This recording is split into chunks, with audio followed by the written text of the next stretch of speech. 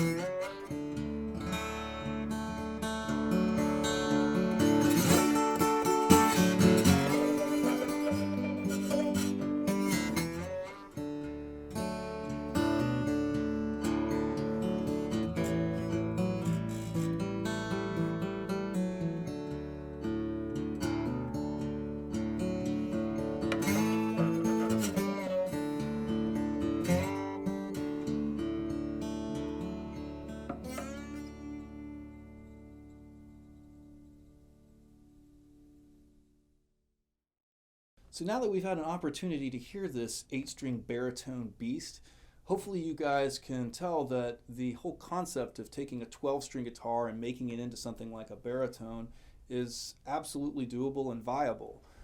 Many of you might be wondering what on earth possessed me to take a vintage Martin 12-string and make it into a baritone, however. And the answer is pretty simple. It was born out of necessity. I love baritones. I didn't have an acoustic baritone, and I had this 12-string which I acquired that was in an absolutely terrible state. And because I couldn't make it work as a 12-string with its bad neck angle and all kinds of structural issues, I kind of had a brainstorm that led to the baritone. So I'm going to tell you guys a little bit more about that, and hopefully it'll give you some great ideas for how you might make an old 12-string sitting in the corner work better for you as maybe a completely new instrument. Perhaps the most significant issue with acoustic instruments that are tuned to low pitches is that they really need to have a pretty substantial scale length in order for the string to have enough tension to excite the top and project. This is why baritones and basses conventionally have long scales and very thick strings. And the average baritone is somewhere around a 30-inch scale.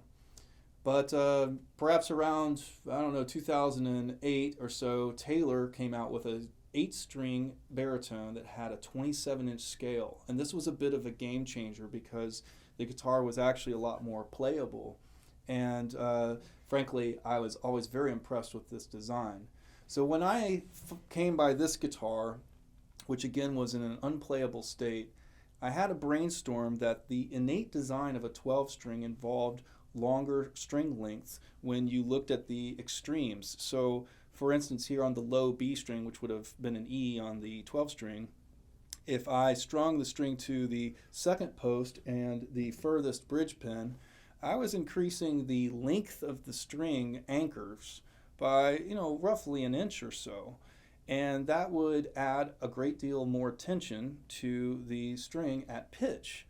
And so I applied this in the 8-string kind of format just for fun because I had a 12-string to work with.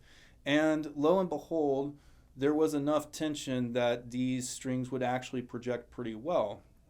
In retrospect, if I wanted a 6-string, I could probably get even more projection out of this guitar by going to the 3 final posts on the peg head and kind of using the same approach of going to the furthest bridge pin. I was a little nervous about that on this guitar because it's older and I wasn't exactly sure how the tension would equate to the normal 12-string tension.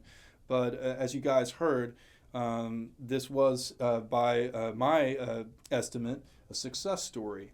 What's particularly cool about this guitar, however, is that the playing surface is still a 25.5-inch scale. So while it has the cool benefits of being a baritone tuning, it's actually a very comfortable guitar to play in terms of reaches, and that makes it even more fun for me. But in short, this is one of the darlings of my collection, a secret weapon, an exemplar of some guitar MacGyvering, and certainly a first-class example of a conversion guitar. I do want to quickly note, though I don't have one here, another popular thing to do with 12 strings, should you have a spare one around or find a junker that you can do this with, is to make them into mandocellos. There's plenty of information about this on the internet, but also, again, something you can do with this kind of guitar based on its essential design. One final note about the slot head is that the string passing through the headstock, we have actually a little bit more tension than a solid headstock as well. So one other thing that makes this particular guitar work very well in this application. So once again, I'm Lindsay here at Maple Street Guitars, and this wraps up our first video in a series of videos about conversion guitars.